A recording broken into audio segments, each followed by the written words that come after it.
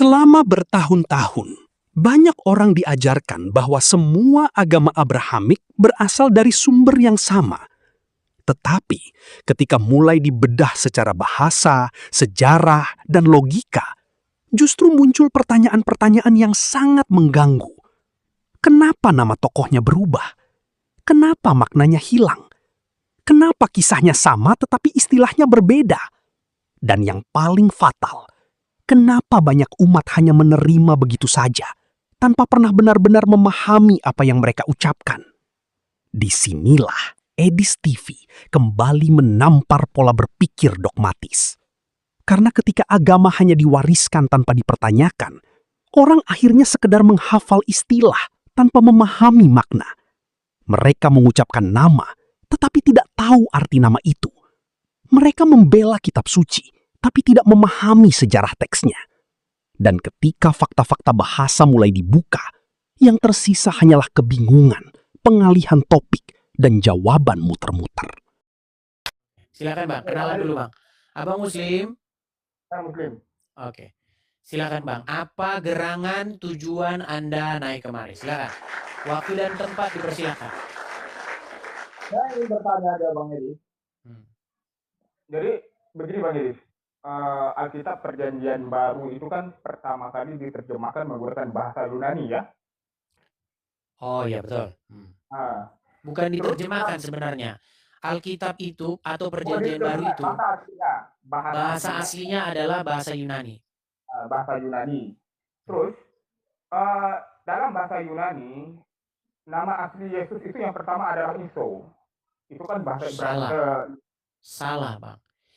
Di dalam bahasa Yunani itu tidak ada huruf Y Bang, nggak ada huruf Y. Jadi di dalam, baik, saya bacakan, saya tunjukkan saja Bang ya. Kita tunjukkan, kita pakai data saja. Saya balik dulu kamera saya. Kata bahasa Yunani Yesus ya Bang ya. Sebentar. Nih Bang ya, kita kasih tunjuk. Nih Bang. Inilah huruf Yunani bahasa Yesus ya Bang ya. Sebentar. Nih Bang.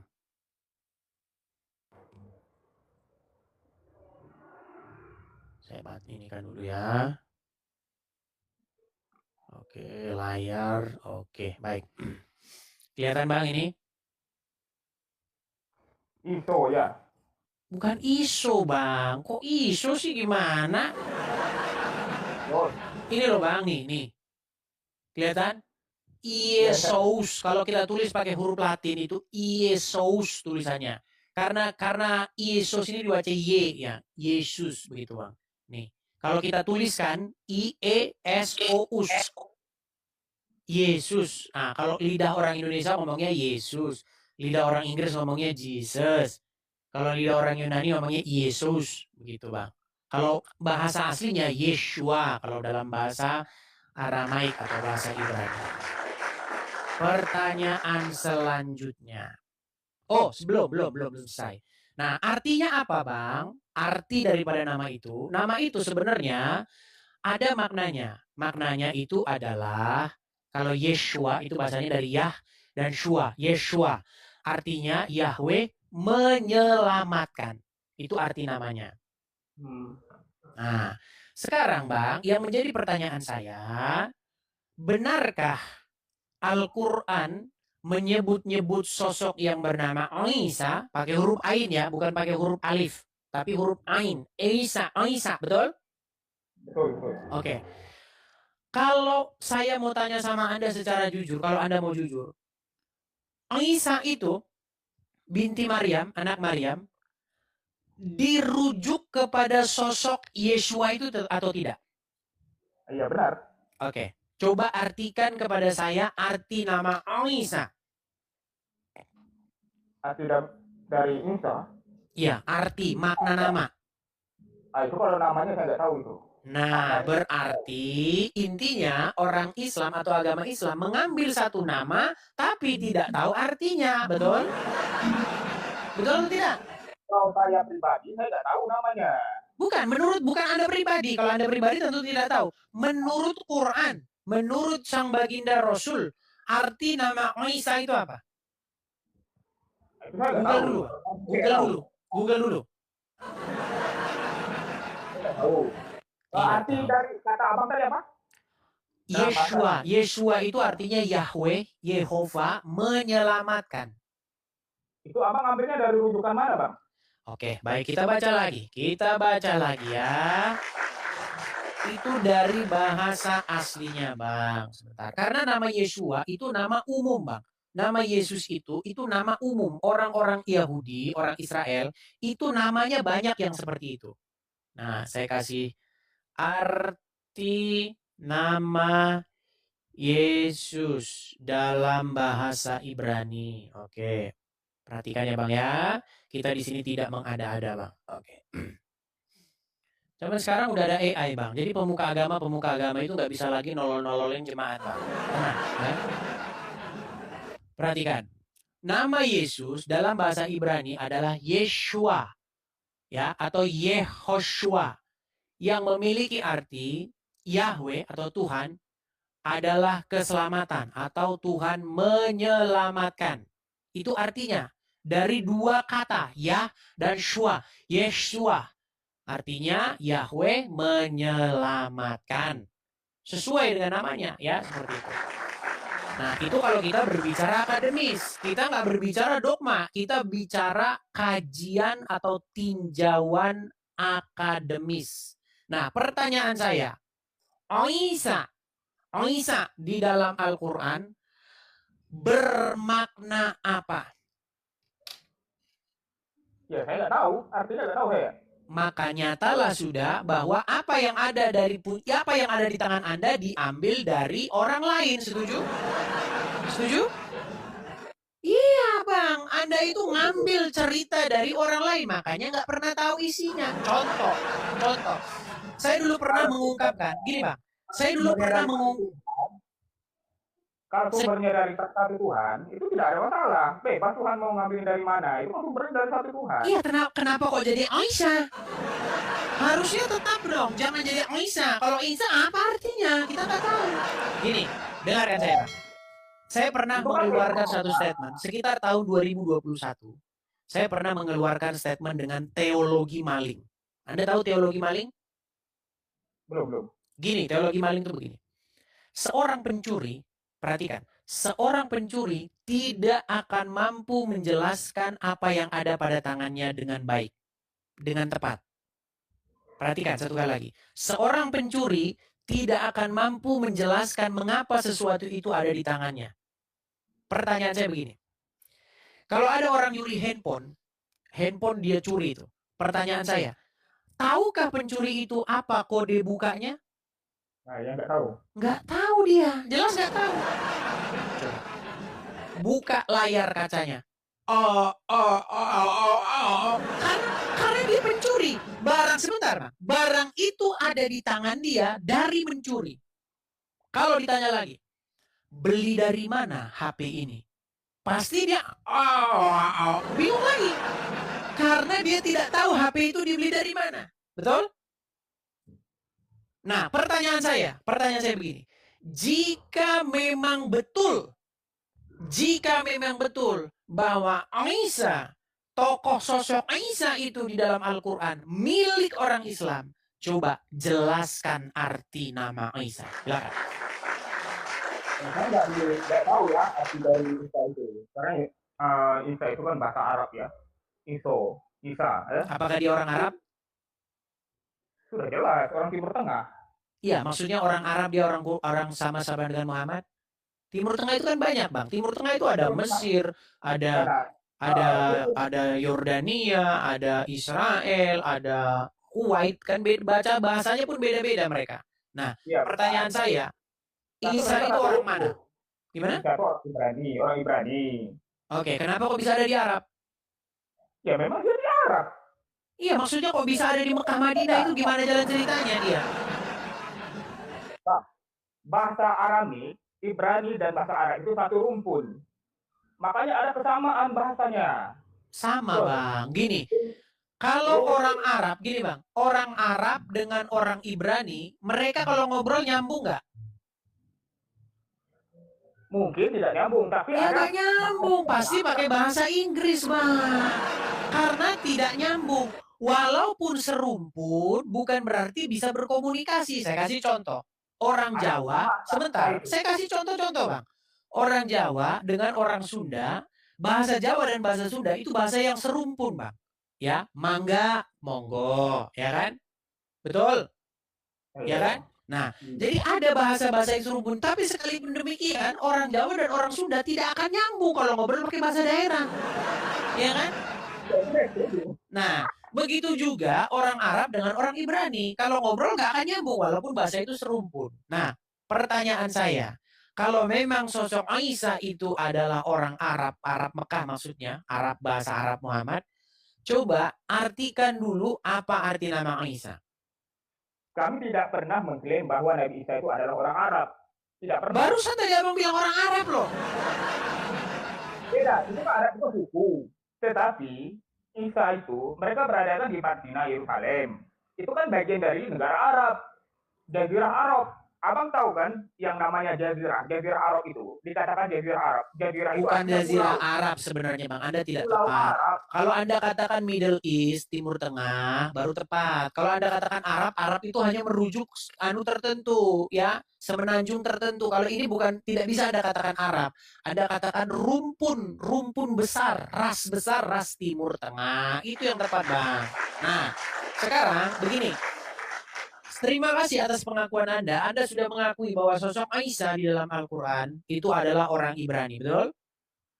Iya, benar. Oke. Kalau orang Ibrani, artinya, maka kata-kata itu harus dipahami dalam sudut pandang bahasa Ibrani. Seperti begini, ada orang Jawa. Orang Jawa bernama Joko. Joko itu apa sih? Tahu nggak arti nama Joko? Gak tahu ya. Nah, Joko itu kalau bahasa Sundanya Jaka. Artinya seorang pria, benar atau tidak teman-teman? Tolong dikoreksi kalau salah. Artinya laki-laki, Bang. Nah, tidak mungkin Anda mendefinisikan Jaka, mendefinisikan Joko menurut bahasa orang Perancis. Nanti jadi aneh. Nggak mungkin.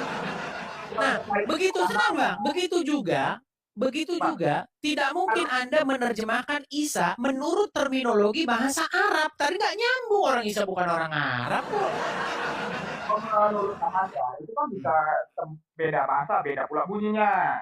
Contoh tadi Yesua jadi Isus, kan berbeda itu. Kenapa bisa berubah? Tapi maknanya harus dikembalikan ke bahasa Ibrani, betul? Islam tidak pernah mengoreksi atau mengubah maknanya, tidak pernah. Ya sudah, tolong artikan kalau begitu. Saya tidak tahu artinya. Bukan Anda, Al-Quran tahu tidak artinya itu apa? Nggak pernah dijelaskan.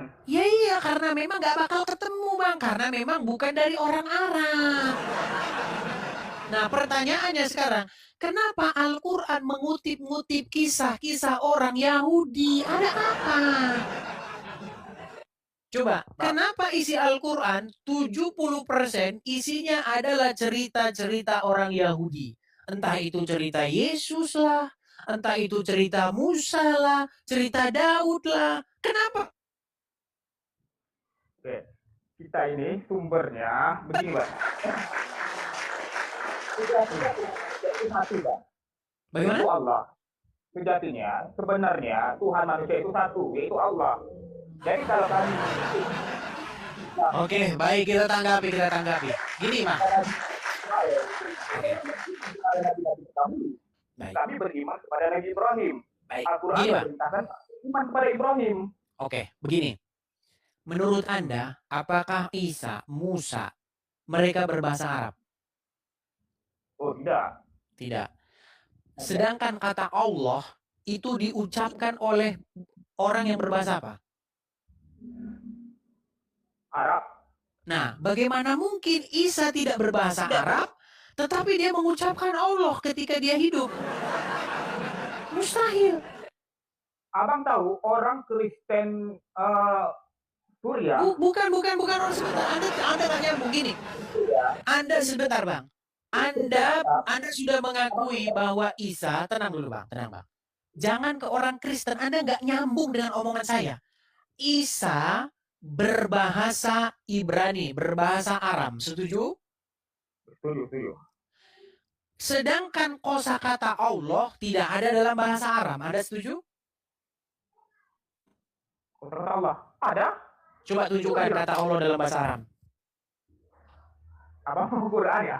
Di Quran itu ada loh. Aduh, nggak nyambung dia ini yang dibahas. Kenapa Anda nggak nyambung? Gini loh, yang saya tanyakan kepada Anda, kalau gini aja lah, biar gampang teman-teman, kita harus membuat sesuatu jadi gampang dengan mereka ini, karena mereka ini agak gini. Di dalam bahasa Indonesia asli ada nggak kata Allah? Belum ada. Oke, kata Allah adalah kata serapan dari bahasa Arab, setuju? Betul. Oke, berarti seandainya Isa orang Indonesia, maka mustahil keluar dari mulutnya kosakata Allah, setuju? Ya. Oke, nah Isa itu bukan orang Arab, dia berbahasa Aram. Nah, pernahkah keluar kosakata Allah dari mulutnya? Dan kata Isa, dari Isa ini tadi. Ya, dari mulut Isa ketika dia berbicara, berdakwah, apakah pernah dia mengeluarkan Allah? Itu pernah nggak dia keluar begitu kata-kata itu? Pernah. Bagaimana mungkin pernah orang dia tidak menggunakan bahasa Arab? Susah ini memang orang ini kadang-kadang mumet. Lalu kenapa kata kitab kalian itu ada kata Allah? Ada kalimat Allah? Di mana ada Allah dalam kitab kami? Baik, saya tampilkan di layar. Berat sekali, silakan. Kitab isinya orang Kristen Arab. Arab sih? Katanya kami tidak pakai kitab bahasa Arab. Kok kami loh, siapa yang Anda bicarakan ini? Orang Kristen. Oke, orang Kristen yang mana? Ya, mayoritas Kristen. Ketika kita apakah kami di Indonesia pakai Alkitab bahasa Arab? Loh, banyak Alkitab kalian kata Allah. Astaga. Oke, saya tampilkan dulu ya. Tapi nggak apa-apa, Bang. Saya jujur sama Anda ya. Satu sisi saya sebenarnya setuju dengan Anda. Baik, gini. Memang baik. Coba Anda lihat dulu ya. Sebentar. Anda lihat dulu.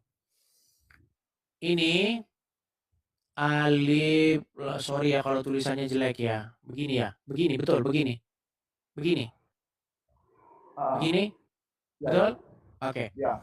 Terus ada tulisan begini. A L L A H. Oke, ini dalam terjemahan ya, terjemahan TB ya, terjemahan baru. Coba, ini huruf apa? A. Ini? Lam. L. Kok lam sih huruf L? Kok lam gimana? Gini aja saya. Ini huruf hijaya atau huruf Latin? Latin. Ini? Huruf A. Hijaya. Hijaya. Oke, baik. Nah, pertanyaannya sekarang, kalau ini huruf Latin, coba eja dulu. Dulu saya sudah pernah bilang, apakah seluruh orang Islam ini harus dikembalikan ke SD? Coba. Sebentar. A, ini huruf pelan-pelan, Bang. Ini huruf A, betul? A. Ini? L. Ini? L. Ini? A. Dibaca? Ala. Iya. Ala, Bang. Bukan Allah, bukan Allah, bukan salah, Bang. Jangan difitnah, oke?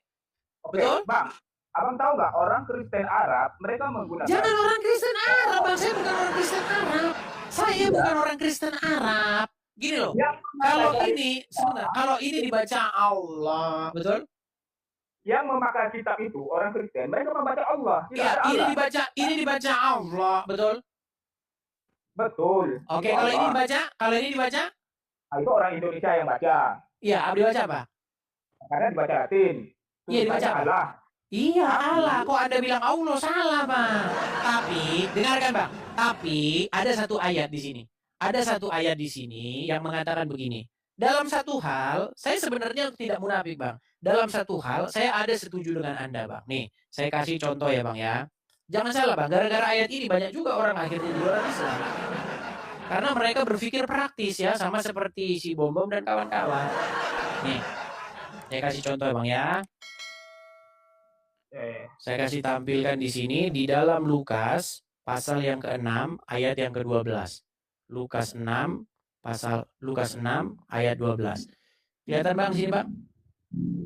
Nah ini yang saya maksud tadi Bang Edi. Orang Kristen Allah. Iya, Arab. Abang lihat dulu sini Bang. Tenang dulu, tenang. Abang lihat sini. Saya bantuin, saya bantuin. Lukas 6 ayat 12. Pada waktu itu, pergilah Yesus ke bukit untuk berdoa, dan semalam-malaman ia berdoa kepada Allah. Wah, Allah kan, dibaca Allah kan. Ini. Jadi jangan salah Bang, sebentar Bang, jangan salah Bang. Orang-orang yang pada mualaf, sebentar, tenang Bang. Tadi orang Indonesia itu orang Arab Bang. Orang-orang yang pada mualaf biasanya begini Bang, metode Donditan tuh simple, sederhana, praktis, cepat, dapat gitu. Tapi ya orang-orang bengak yang dapat gini. Ini lihat nih, Yesus saja berdoa kepada Allah, maka masuklah kamu muslim karena Yesus muslim. Ya benar. Benar.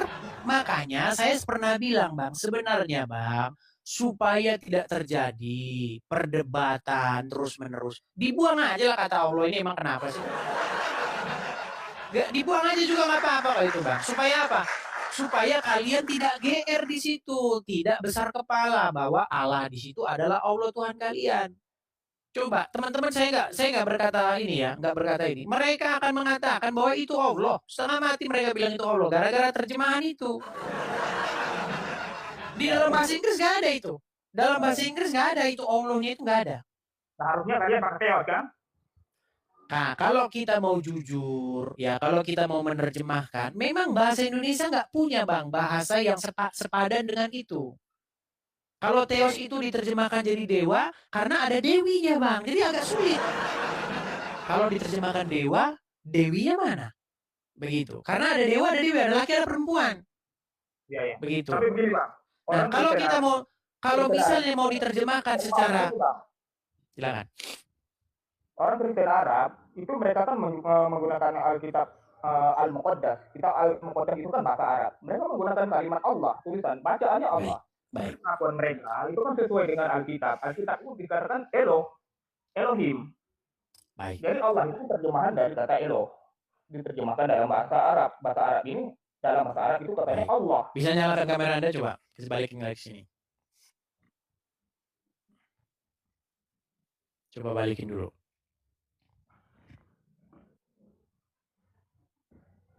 Jadi menurut Abang Heri itu gimana tuh? Kata Allah itu harus dihapuskan gitu. Gini Bang, begini. Sebenarnya Bang, di sini ada sebuah salah pengertian. Saya akui Bang, bahwa di dalam kitab-kitab Kristen yang berbahasa Arab, memang ada itu kata Allah itu Bang. Tetapi yang perlu kita ketahui bersama di sini begini Bang, bahwa kata Allah di situ itu tidak merujuk kepada Allah yang ada di dalam Al-Quran Bang. Kata Allah di situ itu bersifat umum. Dia bukan merupakan nama diri, tetapi sebuah title, gelaran. Contoh Bang, presiden itu title Bang. Siapa aja bisa presiden. Begitu, dia bukan nama. Anda harus bisa membedakan nama dan gelar. Begitu. Jadi Allah itu bukan nama. Nah, kalau dalam sudut pandang agama Kristen, kata Allah itu dia bukan nama Bang, tetapi gelar. Karena dia bisa siapa saja. Begitu. Tahu saya nama Bang. Kalau memang nama, kenapa berubah-ubah? Tidak ubah. Oke, saya kasih tunjuk. Baik. Kenapa tidak dikatakan Bismi Allah? Kenapa Bismillah? Coba jelaskan kepada saya. Kalau memang bahasa Arab itu ada gini Bang. Ini aturan ya. Bismillah ya. Ini saya mau balikin kamera terus nih ini. Bismillah. Kenapa tidak Bismi Allah? Bismi Allah. Kenapa tidak Bismi Allah kan? Kenapa harus? Iya, kalau nama diri, kenapa kok belakangnya doang yang dipanggil lah saja? Ya kan? Ada huruf mausul. Alif mausul. Artinya alif yang dibaca bersambung. Apabila huruf sebelumnya bertemu dengan huruf alif mausul tadi, maka dibacanya bersambung. Oh, Anda tidak tahu. Baik, saya tunjukkan. Itu juga jadi masalah Bang. Itu sampai sekarang menjadi kemumetan orang Islam sampai hari ini. Nih, kita kasih tunjuk ya. Itu kan termasuk hukum huruf cara membacanya. Ini yang kata saya itu. Ini huruf alif mausul ini. Baik. Dia tidak mengubah makna bismillah. Contoh dalam bahasa Arab itu. Saya kasih tunjuk sama Anda problemnya ya Bang ya. Kalau itu isu yang Anda angkat, itu jadi masalah di ayat ini. Perhatikan Bang. Tidak ada masalah itu. Lihat dulu. Tenang, Abang belum lihat kok. Nanti saya kasih tunjuk. Perhatikan. Perhatikan ya. Bismillahirrahmanirrahim. Oke. Perhatikan. Alhamdulillah. Betul? Oke. Alhamdulillah. Kenapa? Mana di sini alifnya? Alifnya pergi ke mana? Bukan alif. Lo. Anda ini nggak paham dengan apa yang... Itu. Ya, itu kan dihilangkan. Iya, tapi di sini perhatikan di sini. Bismillah ada alifnya? Oke, tetapi di waktu alhamdulillah alifnya kemana? Ya dihilangkan. Iya, kenapa? Waktu bismillah, sebentar. Huruf ba, ya kan? Mil. Ini kan huruf mim, ya kan? Nah, di sini ada alif. Bismi Allah. Kalau kita baca satu-satu, bismi Allah, betul? Tapi dibaca bismillah, betul? Nah, di sini alhamdulillah. Kalau hukum bahasa Arab tidak masalah itu. Iya, kok tidak masalah. Kenapa di sini lillah? Lillah bukan alifnya kemana di sini? Kenapa tidak li Allah? Kenapa lillah? Muter-muter Anda sampai sekarang mumet.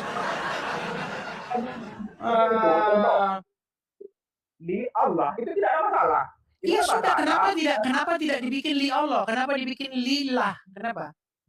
Karena huruf originalnya memang seperti itu dari awal. Kalau originalnya.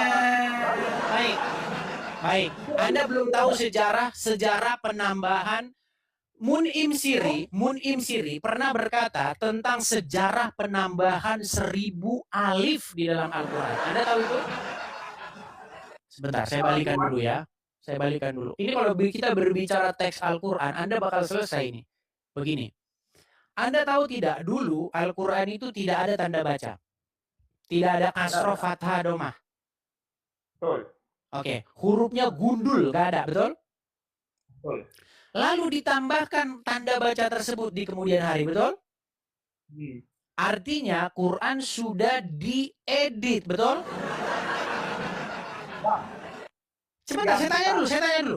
Dulu Quran tidak ada tanda baca. Tenang. Bang, ini saya sudah pernah menulis satu buku tentang kasus ini. Dan belum ada sampai sekarang yang mau membantahnya. Dan buku itu pada waktu itu terjual ribuan eksemplar. Dengarkan saya. Dulu Al-Quran tidak memiliki tanda baca. Dan Anda sudah setuju. Betul? Itu benar. Setuju saya. Oke. Lalu para ulama, sebentar Bang, tenang.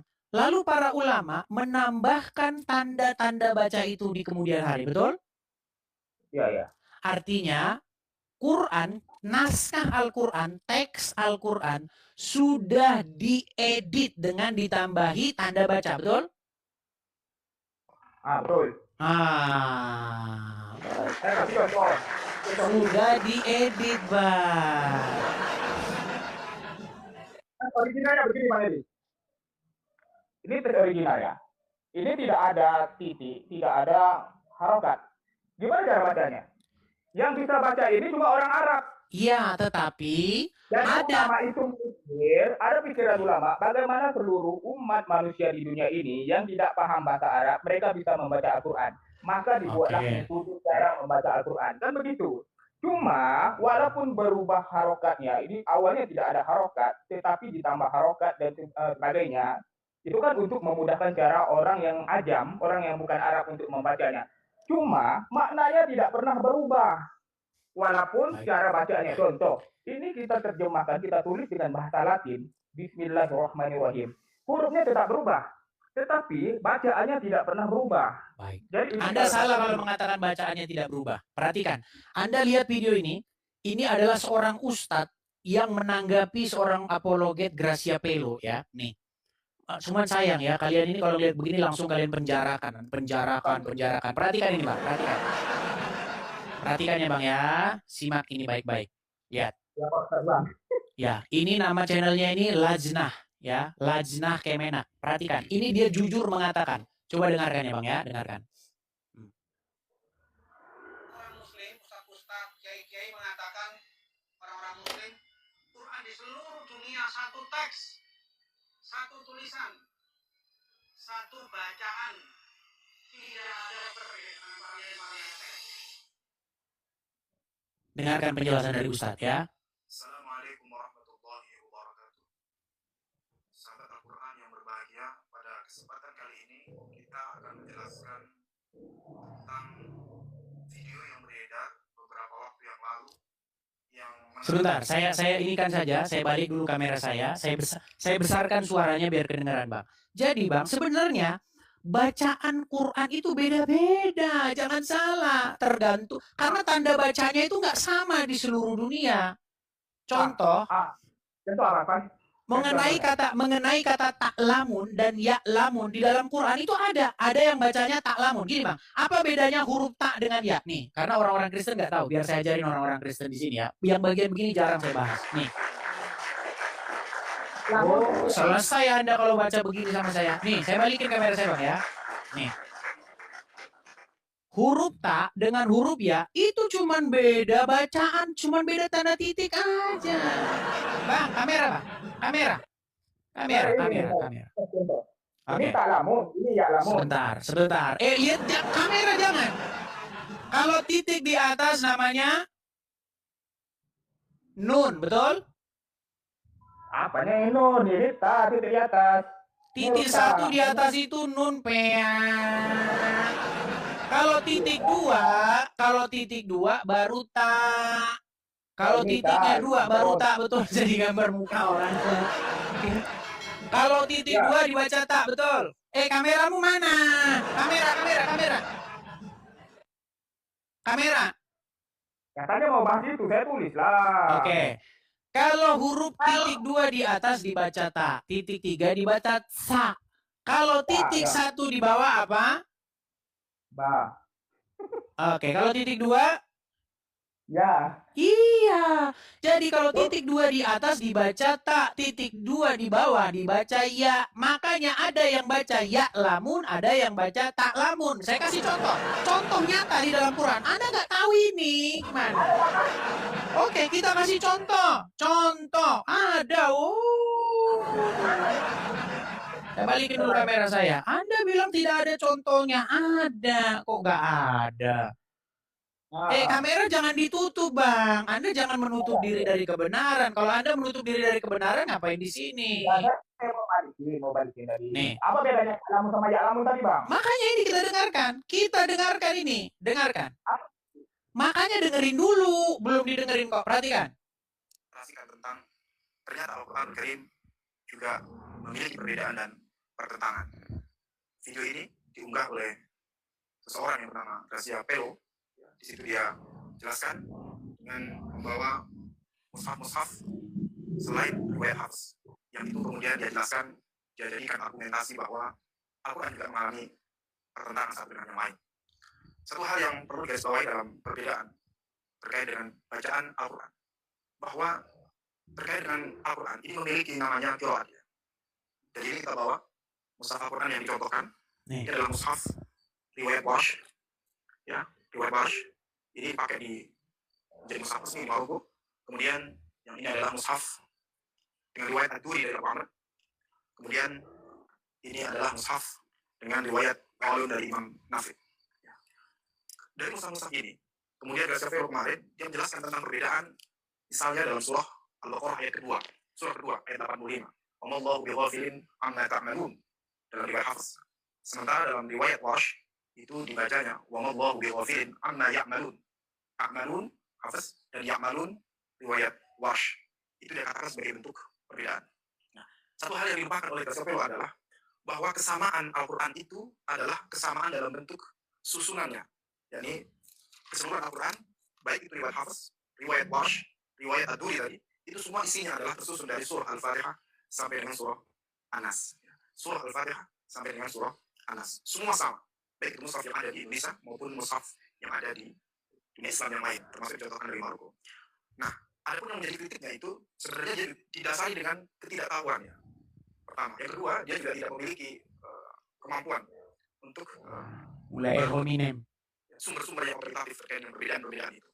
Dan yang di video itu yang diviralkan itu mereka atau dia lebih banyak pengaruh oleh bukunya Taufik Al-Mama yang berjudul Rekonstruksi. Nah, nggak ada jawabannya. Intinya dia mengakui mushafnya beda. Mushaf Wars, mushaf Kolon, mushaf apa beda-beda. Dia akui itu bahwa di mushaf Waras, di mushaf ini bacaannya bukan ya malun tetapi tak malun, beda.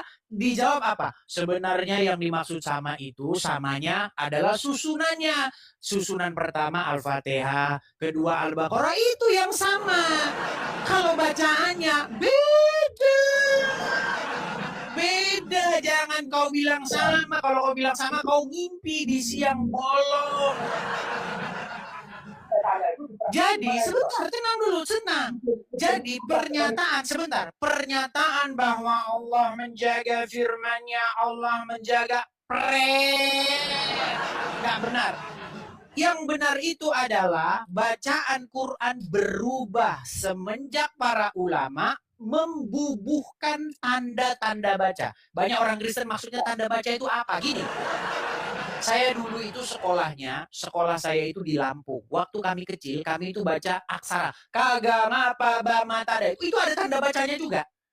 Gitu kalau titiknya di bawah apa di atas berubah dia. Bacanya bukan K lagi, tapi Ki. Gitu. Nah, huruf Arab juga begitu. Kalau huruf Indonesia kan A terus dia. A ya A terus.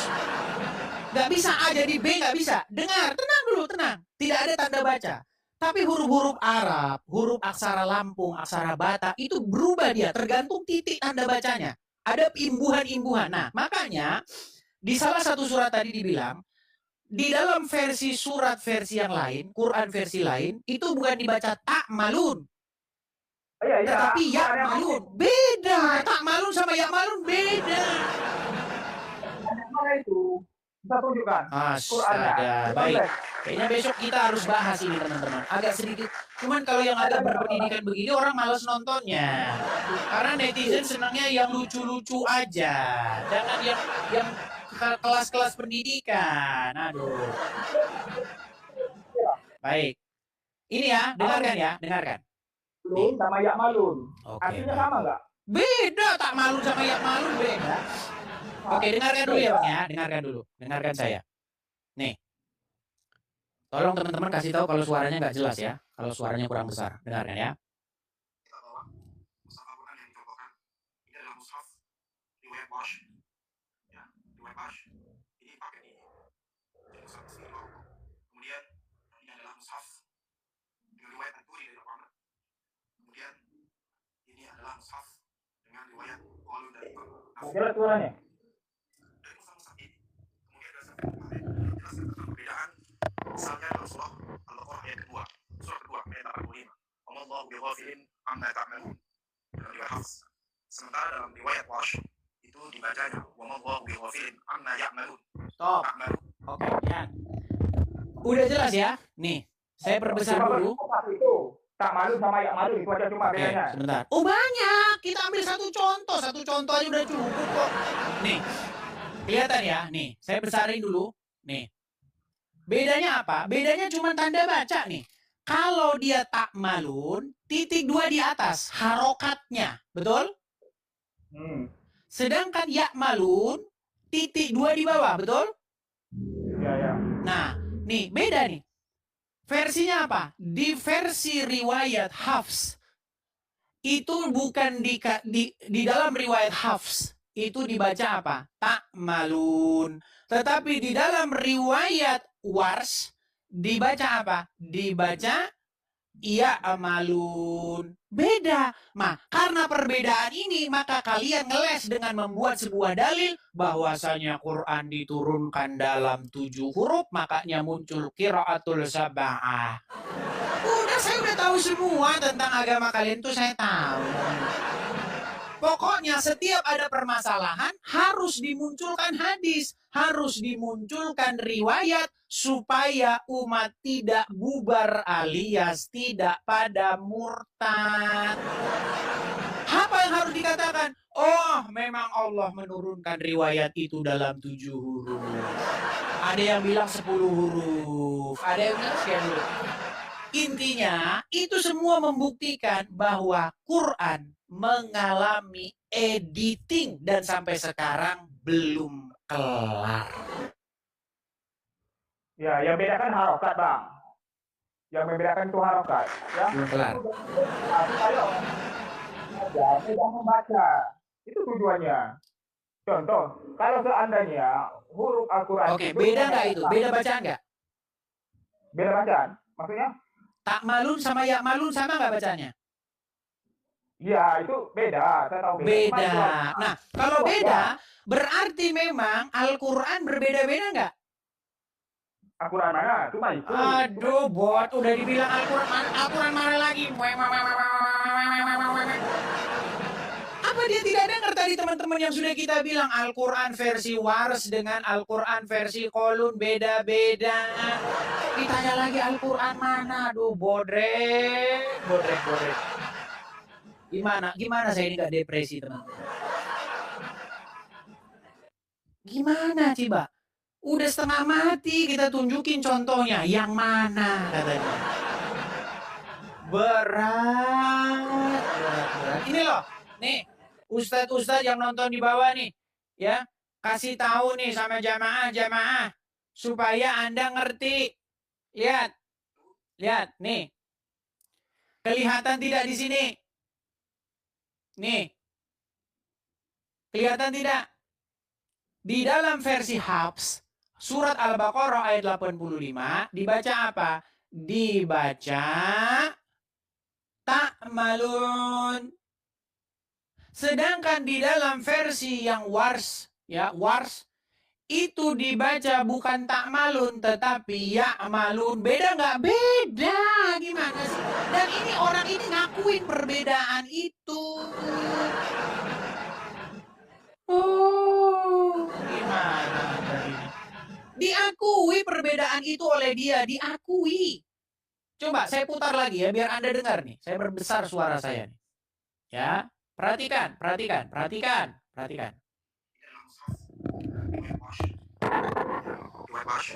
Ini pakai di jadi mushaf resmi di Maroko. Kemudian yang ini adalah mushaf dengan riwayat Ad-Duri dari Abu Amr. Kemudian ini adalah mushaf dengan riwayat Qalun dari Imam Nafi. Dari mushaf-mushaf ini, kemudian dari Syafi'i kemarin yang menjelaskan tentang perbedaan, misalnya dalam surah Al-Baqarah ayat kedua, ayat 85. Allahu bighafilin amma ta'malun dalam riwayat Hafs. Sementara dalam riwayat Warsh itu dibacanya wa mallahu bighafilin amma ya'malun. Ta'malun Hafs dan ya'malun riwayat Warsh. Itu dikatakan sebagai bentuk perbedaan. Nah, satu hal yang dilupakan oleh Syafi'i adalah bahwa kesamaan Al-Quran itu adalah kesamaan dalam bentuk susunannya.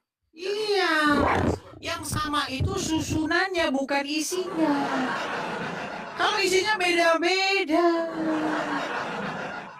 Tapi kalau susunannya Al-Fatihah, Al-Baqarah, Ali Imran, nah itu yang sama tuh itu.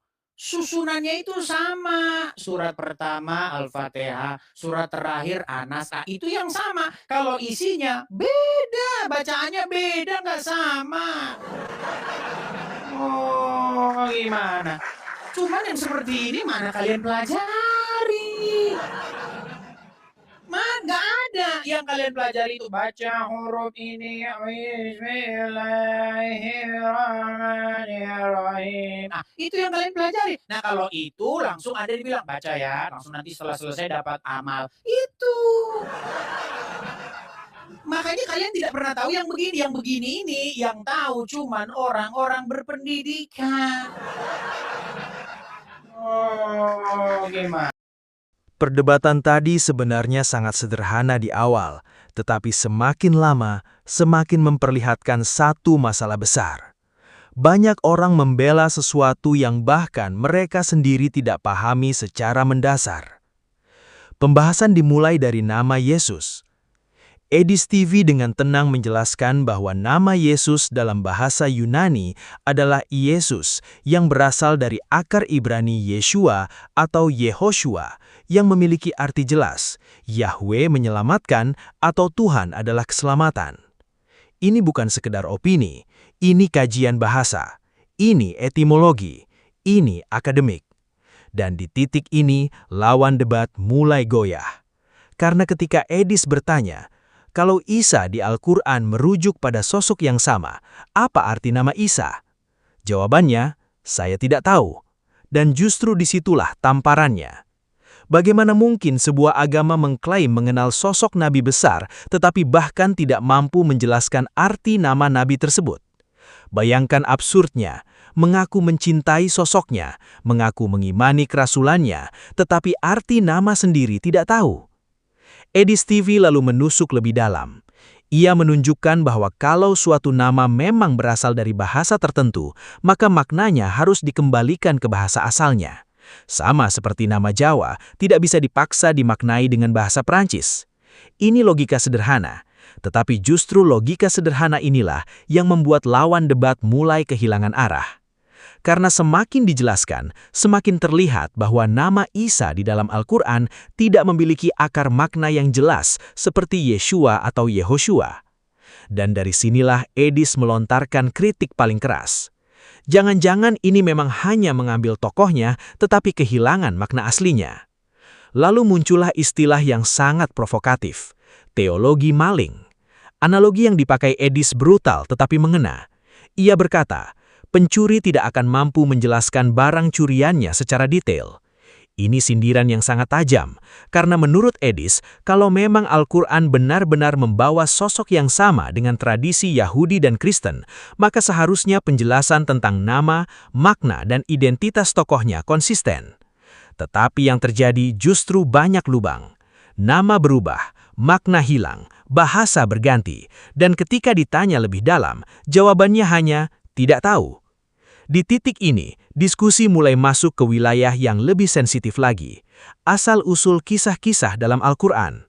Edis TV mempertanyakan, kenapa isi Al-Quran dipenuhi kisah tokoh Yahudi seperti Musa, Daud, Ibrahim, dan Yesus? Pertanyaan ini sangat penting, karena jika Al-Quran datang sebagai wahyu baru yang universal, kenapa sebagian besar tokohnya justru mengambil figur dari tradisi sebelumnya? Dan ketika lawan debat menjawab, karena Tuhannya sama, Edis langsung memukul balik dengan logika bahasa.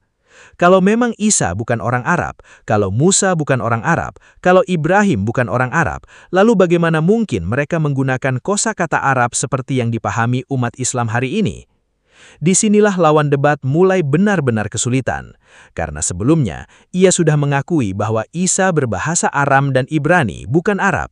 Tetapi ketika ditanya, pernahkah Isa mengucapkan Allah?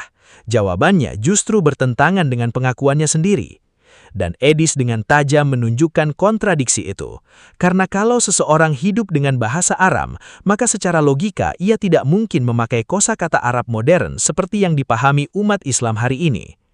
Lalu masuklah pembahasan paling menarik, kata Allah dalam Alkitab Bahasa Indonesia.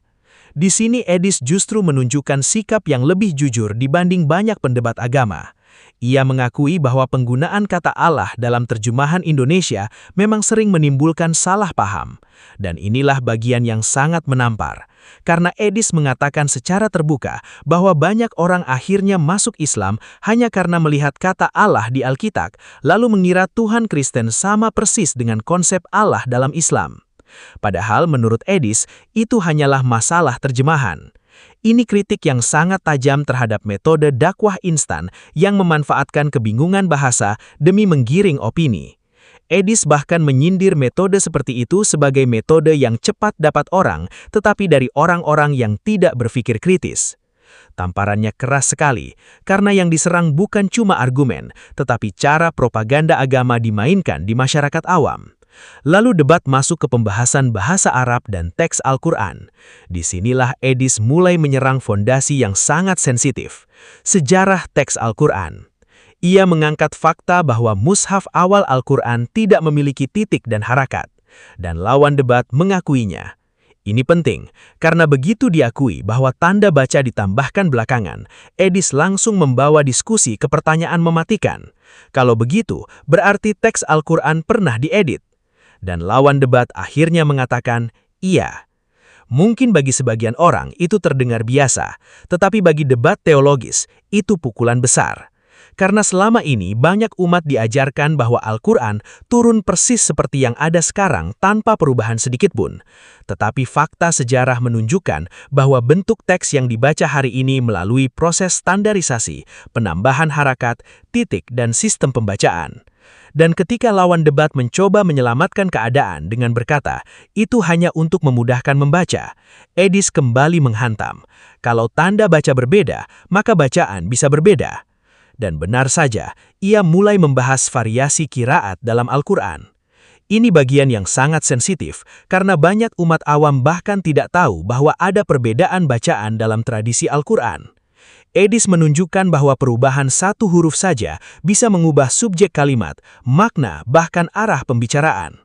Tetapi masalah terbesar bukan pada variasinya. Masalah terbesar adalah banyak umat diajarkan bahwa semuanya mutlak satu dan tidak berubah. Padahal sejarah manuskrip dan qiraat menunjukkan kenyataan yang jauh lebih kompleks. Dan disinilah inti kritik tajam Edis TV. Agama seringkali dijaga bukan dengan keterbukaan umatnya, tetapi dengan ketidaktahuan umatnya sendiri. Karena selama umat tidak belajar sejarah teks, tidak belajar bahasa, tidak belajar asal-usul istilah, maka mereka akan mudah percaya apa saja yang dikatakan pembuka agama. Dan ketika akhirnya teknologi, internet, AI, dan kajian akademik membuka semuanya, banyak dogma mulai runtuh satu persatu. Perdebatan tadi menunjukkan satu hal yang sangat telanjang. Banyak orang terlalu sibuk membela keyakinan, tetapi lupa memeriksa fondasinya. Mereka hafal istilah, tetapi tidak tahu maknanya. Mereka membela kitab, tetapi tidak memahami sejarah teksnya. Mereka mengaku mencari kebenaran, tetapi panik ketika fakta bahasa dan sejarah mulai dibuka. Dan tamparan terbesar dari diskusi tadi adalah, semakin dalam teks-teks agama dibedah secara akademis, semakin terlihat bahwa banyak keyakinan ternyata dibangun bukan di atas pengetahuan, tetapi di atas kebiasaan yang diwariskan turun-temurun. Karena kebenaran sejati tidak takut diperiksa. Yang takut diperiksa hanyalah dogma.